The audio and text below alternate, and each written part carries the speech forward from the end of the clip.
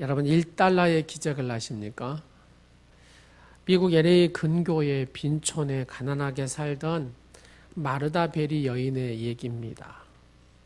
이 마르다 베리 여성이 이렇게 빈촌에 아이들이 막 이렇게 다니는 걸 보면서 저곳에 학교가 하나 있었으면 좋겠다라는 생각이 들었답니다. 공장지대 이곳저곳으로 뛰어다니는 아이들을 보면서 굉장히 마음이 아픈 거죠. 배워야 할 시기에 배워야 되는데 배우지 못하고. 근데 이 마르다벨이라는 여인 또한 없지요. 그래서 하나님 앞에 이 비전을 품고 기도를 했답니다. 하나님, 이 빈촌에 학교를 세워달라고 막 기도를 했더니 기도가 한참이나 시간이 흘렀는데 그때 당시에 미국에서 가장 큰 부자로 알려진 자동차 왕 헨리 포드가 갑자기 생각이 나더랍니다. 그래서 이 마르다 베리는 포드를 찾아갔다 그러네요. 여러분 가만히 생각을 해보세요.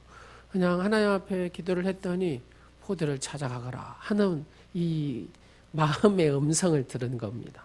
그래서 정말로 찾아가가지고 이 포드를 만났대요.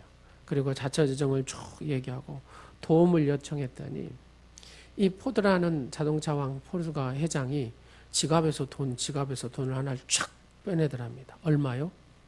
1달러를. 이게 1,000원을 끄집어냈다 그 말입니다. 그러면서 이 베리한테 1,000원을 딱 주면서 가시라고 딱 그러더랍니다. 한마디로 깨끗이 했죠. 거절당했다 그 말입니다. 그래서 이 마르다 베리는 이 1달러를 들고 와가지고 하나님 앞에 내가 기도했는데 하나님이 포드를 찾아가라고 해서 찾아가서 1달러를 받아왔잖아요. 이게 하나님의 응답으로 생각한 거예요. 우리는 어떻게 생각해요? 에이, 하나님이 응답을 잘못하신 것 같다. 이렇게 아마 생각했을 거라는 얘기입니다. 근데 이 마르다 베리는 이 1달러를 가지고 하나님 앞에 하나님이 내게 이렇게 기도 가운데 응답을 주셔서 찾아가서 1달러를 가져왔으니 하나님께서 내게 주신 응답으로 알고 실망하지 않고 이 1달러를 가지고 뭘 하지? 이 생각을 했다는 겁니다. 그래가지고 가서 꽃집에 가가지고 꽃씨 있잖아요. 꽃씨 한 봉지가 1달러더랍니다. 꽃씨를 갖다가 쫙 뿌려가지고 열심히 잘 키워가지고 번식을 한 겁니다. 그러면서 5년, 6년, 7년 하면서 꽃을 잘 키워서 다 팔아가지고 바로 그곳에 천막으로 학교를 짓게 됐답니다. 개학식 날 다시 누구를 찾아가요? 포드를 찾아가가지고 초청을 했대요. 우리 이 학교 개학식 날 한번 꼭 방문해 주시기 바랍니다. 그래서 포드가 딱 왔는데 이 마르다 베리가 하는 말이 이래서 해가지고 1달러를 받아가지고 이래서 꽃을 심어가지고 꽃을 팔아서 지금 학교 개업식을 하게 됐습니다. 회장님 하고 이렇게 얘기하니까 또 주머니에 뭘 빼가지고요? 지갑을 쫙 빼가지고 100만 달러를 기부했답니다. 그래서 그곳에 학교를 세워서 지금 베리 스쿨이라고 지금도 그 학교가 있다고 합니다. 하나님이 무엇을 주셨던지, 그죠? 1달러를 주셨던지, 10원을 주셨던지, 100원을 주셨던지, 우리는 하나님 앞에 감사로 응답받고 반응할 때에 축복의 씨앗이 되더라는 얘기입니다. 오늘은 추수감사주일입니다. 추수감사절을 지키라는 제목을 말씀을 가지고 말씀을 증거하려고 합니다. 여러분, 우리가 추수감사절 하면은 이 추수감사절이 어떻게 나왔지? 뭐 메리플라워 뭐 이런 얘기 다 들었잖아요. 그 전에 얘기를 듣자는 얘기입니다. 영국에 메리 요왕이 있었는데 그 메리 요왕이 개신교 300여 명을 막 학살을 했습니다. 그 학살을 피해서 개신교 교인들이 저기 독일이나 스위스로 막 피신을 하게 됩니다. 그러면 개신교들을 학살한 영국 여왕 이 메리는 왜 개신교들에게 깊은 적대감을 가졌냐 하는 얘기입니다. 이 메리의 출생 배경을 쭉 살펴보면은 하고 고개가 끄덕거리고 그 이 역사가 이 추수감사절까지 연결이 되기 때문에 그렇습니다. 메리의 아버지는 헨리 8세지요. 헨리 8세가 스페인 국왕인 페르난데스의 딸 이 캐서린하고 결혼을 합니다.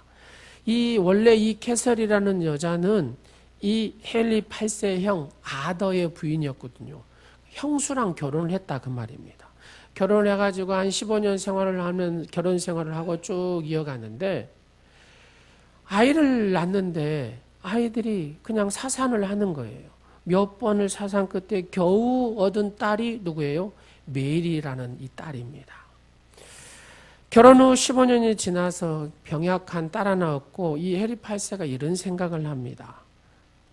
캐서린에 대한 어떤 권태도 일어나고 그러다 보니까 남자아이를 낳아야 되겠다. 그래서 내 뒤를 이어야 되겠다라는 생각이 헨리 8세의 이 생각을 잡습니다. 그러다가 이렇게 다니다가 궁녀 한 여인을 보는데 앤 볼레인이라는 궁녀를 딱 보게 되면서 마음에 혹 가게 됩니다. 그러면서 이 캐서린과 이혼을 하게 되고 궁녀인 앤 볼레인하고 결혼을 합니다. 자, 캐서린이 말 그대로 이 왕비에서 물러나게 됐다는 위치에서 떨어졌다는 얘기입니다. 그래서 로마 교황의 지시를 받던 때였기 때문에 로마 교황청에서 이를 반대하고 캐서린의 위치 다시 왕비로 회복시켜라. 그렇지 않으면 헨리 8세 너의 왕위에서 끌어내리겠다. 파문하겠다. 이렇게 얘기를 한 겁니다. 여기에 헨리 8세는 막불 작전을 놓습니다. 1534년에 국회를 열어가지고 우리는 교황의 이런 말 듣지 말고 우리 자주적으로 독립하자. 이렇게 결의를 맺어서 교회 수장령이란 칙령을 내리게 됩니다. 말 그대로 말하자면 우리는 교황의 영향을 받지 않고 우리 영국 교회 자체로 독립하겠다 그 말입니다. 그래서 생긴 교회가 영국의 성공회랍니다. 그 성공회, 이 개신교는 어떻게 생겼냐? 말 그대로 어떤 교회 계획을 위해서 생긴 것이 아니라 헨리 8세의 결혼과 이혼 문제를 통해서 생긴 것이 성공회가 되는 것이죠. 바로 이 성공회, 이 개신교들에 대한 얘기입니다. 캐서린은 졸지에 남자아이를 낳지 못한다고 해서 이 메리라는 딸하고 시골로 어째요? 유배를 가게 됩니다. 앤 볼레인 이 궁녀가 이제 왕비가 됐습니다. 그러나 이 사태가 1553년에 역전이 됩니다. 왜요? 헨리 8세가 죽게 되거든요. 근데 헨리 8세가 이 앤 볼린하고만 한 게 아니라 제인 시모어라는 이 여인하고도 결혼을 해가지고 아들을 낳아요. 그 아들이 에드워드 6세입니다. 이 에드워드 6세가 6살 때에 왕위에 오릅니다. 7년 동안 왕위를 하다가 13살에 죽어버립니다. 그러면 헨리 8세의 후손들 중에 누구만 남았습니까? 예? 메리만 남았습니다. 그래서 메리가 여왕으로 등극을 합니다. 여러분, 20년간 아버지가 교회 수장령을 내리면서 만들어진 영국의 개신교 성공회. 이 성공회가 뭐라 그래요? 자기 어머니를 폐위시켰고 자기의 삶까지도 한없이 추락시켰다라고 이 메리는 생각을 하게 되지요. 그러면서 이 성공회 개신교 교도들을 어째요? 핍박하기 시작하고 학살하기 시작합니다. 스미스 필드라는 그 형장에서 한 명씩 죽이는데 300여 명을 죽였다는데 교회 역사를 보면 숫자적으로 288명을 다 이렇게 죽입니다. 그러면 개신교들은 성공의 개신교들은 어디로 가겠습니까? 신앙을 찾아서 아까 스위스로 독일로 갔다 그랬잖아요. 거기에 간 그룹 102명, 102명이 이 그룹이 어디로 가냐면 신대륙을 찾아서 가는 거죠. 그래서 1620년 102명 청교도들이 5월의 꽃이라는 메이플라워를 타고 화란을 거쳐서 미국 동쪽 해변과 프리모츠라는 곳에 도착을 하게 됩니다. 신대륙으로 찾아든 102명 중 추운 겨울 어떤 험한 환경들이 이런 것들을 극복해서 살아남은 사람이 55명이 살아남았대요. 102명 중에서. 그래서 이제 옥수수를 뿌려서 옥수수를 거두어 가지고 이거를 제물로 삼았습니다. 자기들을 해치지 않는 인디언족을 초청을 했어요. 그리고 3일 동안 축제를 한 거예요. 바로 그것이 추수감사절의 유래입니다. 메이플라워를 타고 12월 26일 겨울에 도착한 미국 동부의 이 프리모츠에서 도착한 청교도들이 기도한 7가지 감사 기도가 있습니다. 여러분 제가 한번 쭉 읽어드릴 테니까 나는 이 상황에서 이런 감사가 나올 수 있을까 한번 생각해 보시기 바랍니다. 첫째는 180톤밖에 안 되는 작은 배이지만 그 배라도 주심을 하나님께 감사합니다. 그렇게 감사를 해요. 첫 번째가. 두 번째는 평균 시속 2마일, 걷는 속도보다도 느린 항해를 했지만 117일 기간 계속 이렇게 항해할 수 있음을 감사드립니다. 세 번째, 항해 중 2사람이 죽었으나 한 아이가 태어나게 하심을 감사합니다. 항해 도중에 2사람이 죽었는데 거기서 누가요? 한 아이가 태어난 거예요. 그래서 숫자가 채워진 겁니다. 네 번째는 폭풍으로 중심되는 큰 이 돛이 그냥 탁 부러졌답니다. 근데 이 배가 파손되지 않음에 감사했고, 다섯 번째로 여자들이 이렇게 가다가 파도가 세다 보니까 바다에 빠졌어요. 근데 한 사람도 죽지 않고 다 구출됨을 감사하고, 여섯 번째는 인디언들이 막 방해를 하죠. 상륙하지 못하도록. 근데 한 달 동안 둥둥 배를 타고 다녔습니다. 그러다가 호의적인 원주민을 만나서 결국 이 상륙 지점을 허락해서 그 허락해 주심에 또 감사하고, 일곱 번째는 고통스러운 3개월 반 동안 항해 도중에 이 102명 중에 한 사람도 영국으로 돌아갑시다 한 사람이 없어서 감사했다라고 합니다. 우리는 출애굽에 보면은 이스라엘 백성들이 가다가 조금 불평하고 힘들면 어쩝니까? 애굽으로 돌아가자 막 그러잖아요. 바로 그랬던 사람이 한 사람도 없었다라는 겁니다. 여러분 7가지의 감사를 여러분 들어보시면서 우리는 이런 상황에 처했으면 이런 감사의 고백이 나올 수 있는 신앙을 내가 가졌는가 한번 생각해보는 그런 시간을 가졌으면 좋겠습니다. 그러면서 1787년에 미국의 첫 번째 대통령 조지 워싱턴이 11월 26일을 우리가 감사절로 합시다. 그래서 추수감사절이 시작이 되고, 링컨이 11월 20 마지막 목요일 날 합시다. 또 이렇게 해서 되고, 루즈벨트가 셋째 주에 합시다 해서 11월 셋째 주 추수감사절, 우리가 지키는 이런 추수감사절의 역사 유래가 이렇습니다. 그러면 성경으로 돌아가서 성경에서 추수감사절의 유래는 어떠냐? 이스라엘에는 3대 절기가 있습니다. 이스라엘 유대인이라면, 이스라엘 백성이라면 이 3대 절기는 반드시 예루살렘 성에 가서 하나님 앞에 감사의 고백을 해야 됩니다. 그것이 6월절이고 77절이고 초막절이라고 합니다. 6월절을 무교절로도 보고, 맥추절을 77절이라고도 보고, 수장절을 초막절, 장막절이라고도 합니다. 이런 내용들은 다 뭐예요? 밀과 보리와 농사를 지은 후에 바로 하나님 앞에 첫 열매를 드리는 것이 77절이고, 초막절은 밭에 거둔 것을 저장하여 감사한 절기로 지킨 것을 바로 수장절, 초막절이라 이렇게 얘기합니다. 이런 절기마다 어째요? 하나님 앞에 그 농사 짓는 것을 저장하고 하나님 앞에 첫 드림을 통하여 감사했다라는 얘기입니다. 그러면 이 추수감사절은 어떤 의미를 우리에게 주고 있는가를 우리가 살펴보면 2가지입니다. 첫 번째는 추수감사절은 어떤 소유, 하나님 내게 주심의 이 감사라기보다는 이 추수감사절의 핵심은 나누는 겁니다. 섬기는 것입니다. 자, 한번 같이 하겠습니다. 섬기는 마음으로 옆 사람을 이렇게 하겠습니다. 주님의 이름으로 당신을 사랑합니다. 예. 섬기는 사람은 손을 잡고 하는 거예요. 같은 이성이면 손을 잡고 이렇게 주님의 이름으로 사랑합니다. 한번 하겠습니다. 그렇습니다. 사랑을 나누는 것이 이게 추수감사절의 의미라는 겁니다. 어제 필리핀 선교사였던 홍성욱 선교사님 얘기 들었죠. 필리핀의 빈촌에 가서 선교 사역을 하시는데 하루에 1달러를 못 번다는 겁니다. 1,000원을 못 버는 것이죠. 근데 이 1,000원을 못 버는 그 필리핀 주민한테 뭐 하자고요? 나누자고, 섬기자고, 그렇게 교육을 시킨다는 겁니다. 여러분, 이 1,000원 가지고 8식구, 9식구가 어떻게 먹겠습니까? 근데 그거 가지고 1,000원 벌었으면 100원은 어째요? 섬기자는 겁니다.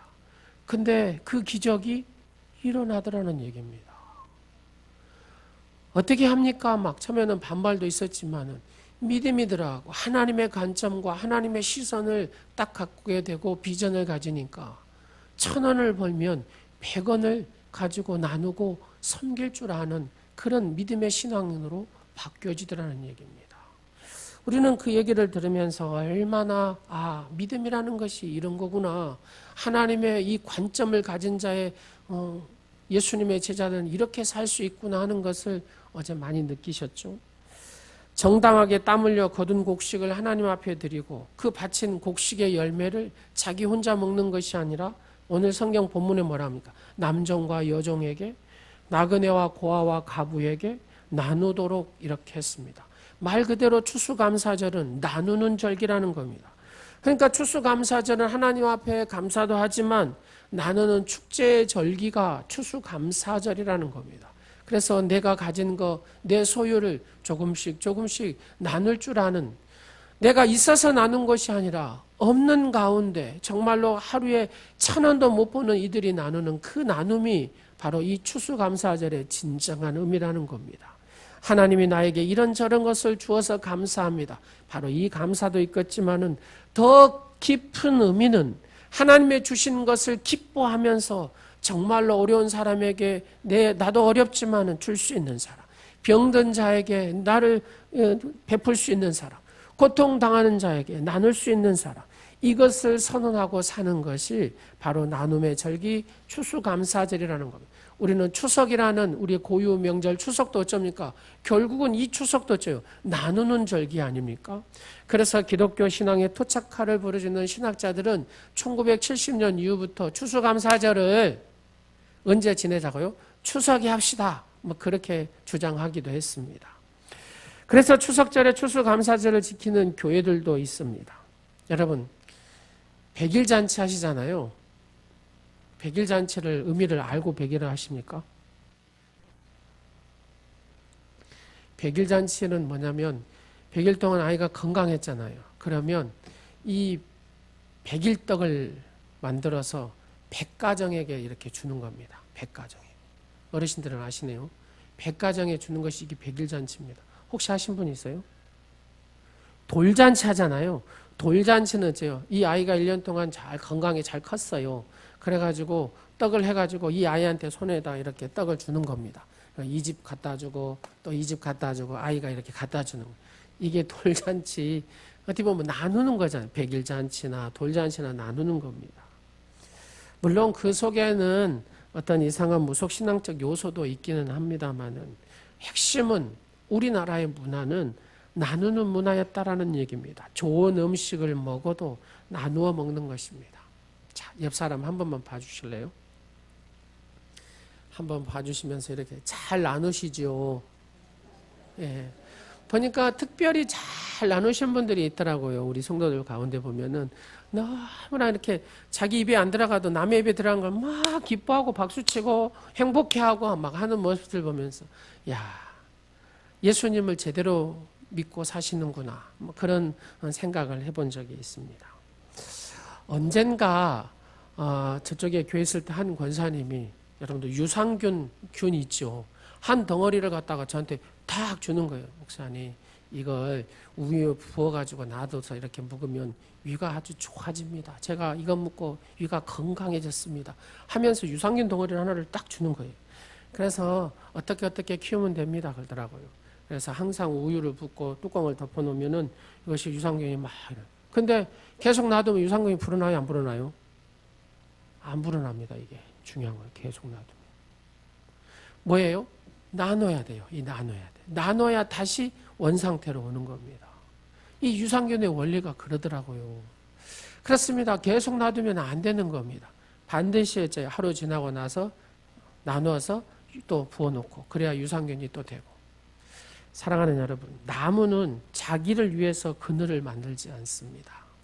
유목민은 정착하는 순간에 몰락하잖아요. 몽골이라는 나라가 어쩝니까? 막 세계를 지배하고 중국을 지배하고 중원을 제국을 다 건설했습니다. 근데 멈추니까 어째요? 이 몽골이 망해버렸습니다. 그리스도인은 끊임없이 사랑을 나눠야 될 줄로 믿습니다. 한번 하겠습니다. 내 스스로 행복하다. 즐거운 신앙을 지키는 사람은 열매가 없습니다. 자기 스스로 즐겁다 하면서 자기 혼자 행복해한 사람은 열매가 없어요. 그러나 끊임없이 이 사랑을, 이 행복을 나누는 사람에게서는 하나님께서 계속 채워주는 은혜가 있는 줄로 믿습니다. 자, 나누고 삽시다. 하나님이 우리에게 주신 추수감사절은 어떤 종복 소유의 개념이 아니라 내가 섬기고 나누는 것, 바로 이것을 이렇게 나누는 절기가 추수감사절이라는 얘기입니다. 이번 2016년 추수감사절, 여러분 작은 거 하나도 나눌 수 있기를 간절히 축원합니다. 두 번째로 추수감사절의 의미는 어떤 보답에 대한 차원에 대한 감사가 아니라 믿음의 감사입니다. 믿음의 감사. 앞전 주에 10명의 문둥병자들이 예수님께 자비를 구해서 고침받았다는 얘기, 그리고 이 9명의 문둥병자들은 어째요? 나병 환자들은 예수님께 감사하지 않았습니다.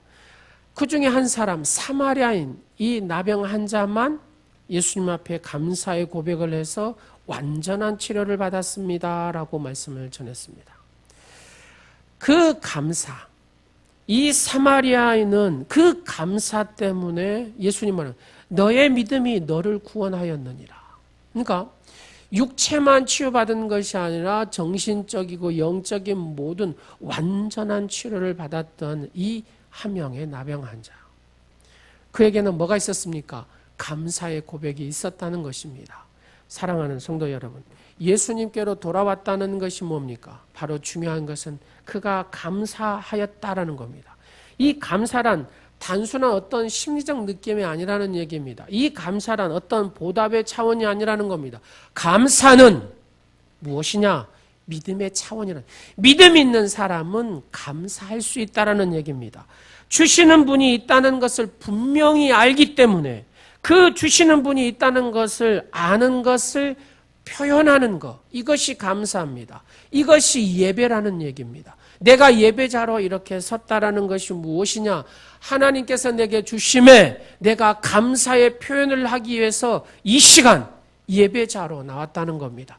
그래서 감사가 있는 예배가 진정 예배라는 겁니다. 내 안에 불평이 있고 불만이 있는 예배는 그것은 예배라고 말할 수 없습니다.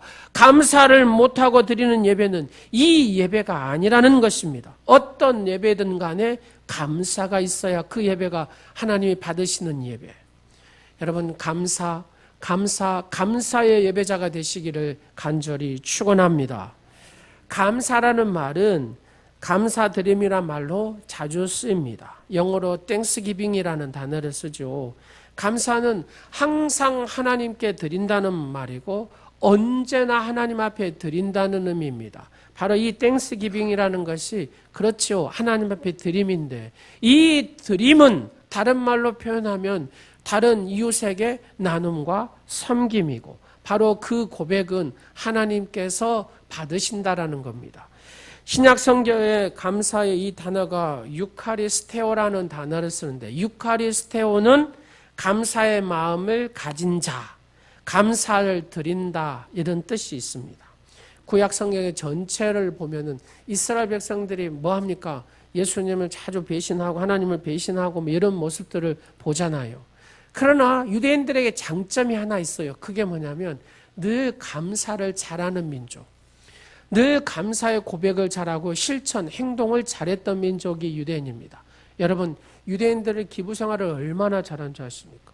어떤 목표를 두고 이것에 대해서 우리가 이 학교를 도웁시다. 또 이 어려운 분들을 도웁시다 하면은 예를 들어서 1,000만 원이 들어와야 된다 하면은 이렇게 광고를 하게 되면 2,000만 원이 들어온대요.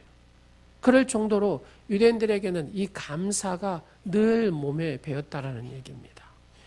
유대인의 그 지혜사연 여러분 탈무드 있잖아요. 유대인들은 이 탈무드를 막 달달달달 막 외우잖아요. 거기에 보면 3가지가 있습니다. 이런 글이 있습니다. 참으로 지혜로운 자는 어떤 사람인가? 여러분, 참으로 지혜로운 사람은 어떤 사람입니까? 모든 것에 있어서 배우는 사람. 여기서도 배우고 저기서도 배우고 어린아이한테도 배우고 개미한테도 배우고 모든 것을 배우는 사람이 가장 지혜로운 자라고 탈무드는 얘기합니다. 두 번째로 그러면 가장 강한 자는 누군가? 우리 옆 사람한테 한번 고백해 보실까요? 강하고 싶습니까? 자신을 절제를 잘하는 사람이 최고로 강한 사람이라고 얘기합니다. 자, 이거는 정말 좋아하죠. 부자 되셔야 하잖아요. 정말 부자가 되고 싶습니까? 자신이 가진 것에 감사할 줄 아는 사람이 정말로 부자입니다. 그러잖아요. 내가 수조 원을 가지고 있어도, 최순신 씨가 뭐 300조 원을 해먹었어요. 300조 원을 가지고 있어도 그 사람에게는 감사가 없다면 그 사람은 진정한 부자가 아니라는 얘기입니다. 중요한 것은 내가 1달러가 있어도 거기에 감사할 수 있는 사람이 진정한 부자인 줄로 믿습니다. 사랑하는 성도 여러분, 감사는 어떤 심리적 느낌이 아닙니다. 감사는 주심의 단순한 살해하는 감사가 아니라는 겁니다. 감사는 말 그대로 믿음의 표현입니다. 믿음 있는 사람은 이 반드시 감사로 표현할 줄 안다는 겁니다. 하나님이 우리와 함께 하신 줄로 믿습니다. 믿습니까? 하나님께서 나와 함께 한 줄로 믿습니다. 믿으십니까? 그렇습니다. 그러면 전능하신 하나님이 나와 함께 하시기 때문에 내가 감사할 수 있어야 된다. 내가 늘 감사의 고백을 할 수 있어야 된다는 겁니다. 왜요? 그것이 믿음의 주인공이기 때문에, 믿음의 표현이기 때문에. 이렇게 좋으신 하나님께서 나와 함께 하시는데 깊은 신뢰감이 있죠. 그 사랑에 내가 깊이 드러내는 그런 삶을 삽니다. 바로 이것이 감사의 고백, 믿음의 차원이라는 얘기입니다. 상 어거스틴은 그렇습니다. 촛불을 보고 감사하는 사람은 무엇을 소유할 수 있습니까? 등불을 소유할 수가 있습니다. 등불을 보고 감사할 수 있는 사람은 무엇을 소유할 수 있습니까? 달빛을 소유할 수 있습니다. 달빛을 보고 감사할 수 있는 사람은 무엇을 소유하겠습니까? 모든 별빛을 소유할 수 있습니다. 별빛을 보고 감사할 수 있는 사람은 무엇을 소유할 수 있습니까? 햇볕을 소유할 수 있습니다.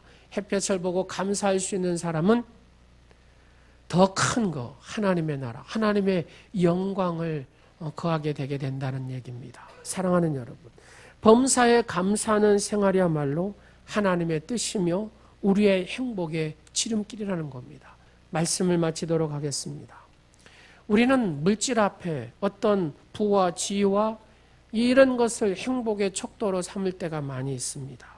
오늘날 삶 속에 하나님께서 우리에게 이 감사의 절기를 정하여 감사의 주일로 지키게 하신 것은 다른 게 아닙니다. 하나님과의 바른 관계입니다. 오늘 추수감사절을 보내는 이 시점, 이 시간에 나는 하나님과 어떤 지금 관계를 갖고 있는가? 이것을 한번 생각해 보면 좋겠습니다. 하나님과의 이 관계가 내가 정말로 바른 감사의 생활로 승화시켜 가고 있는가? 그렇습니다. 감사의 고백을 할 줄 아는 사람은 하나님과의 바른 관계 속에서 하나님의 축복의 씨앗, 기적의 역사를 일으킬 수가 있더라는 얘기입니다. 오늘 이 추수감사절 보내는 마지막 이 시점에서 여러분, 나는 정말로 얼마나 감사하고 살고 있는가? 내가 감사하기 위해서 얼마나 애쓰는가를 힘있게 다시 한번 생각하고 힘있게 그렇게 살아갈 수 있는 우리 오늘이 모든 지체가 되시기를 간절히 축원합니다. 기도하겠습니다. 언제나 하나님을 향하여 내가 살아가고 있는가? 손에 손잡고 우리가 하나 되어 그렇게 살아가고 있는가? 크신 하나님께 풍성한 예물을 드리기를 소원하고 살아가고 있는가? 다시 없는 기회로 알고 감사하며 참여하고 있는가? 무릎 꿇고 하나님 앞에 굴복한 삶을 살아가는가? 하나님 앞에 저축하는 감사자인가? 아버지 하나님, 진정으로 내가 나눔과 섬김의 일을 알고 믿음의 고백으로 감사하는 삶을 살 수 있는가를 깊이 생각하는 2016년 추수감사주일이 되게 하여 주옵소서. 이 시간 사랑하는 성도들 한 사람 한 사람 붙들어 주시고 진정 믿음의 고백으로 감사할 수 있는 감사자가 되게 하여 주옵소서. 예수님의 이름으로 기도드리옵나이다. 아멘.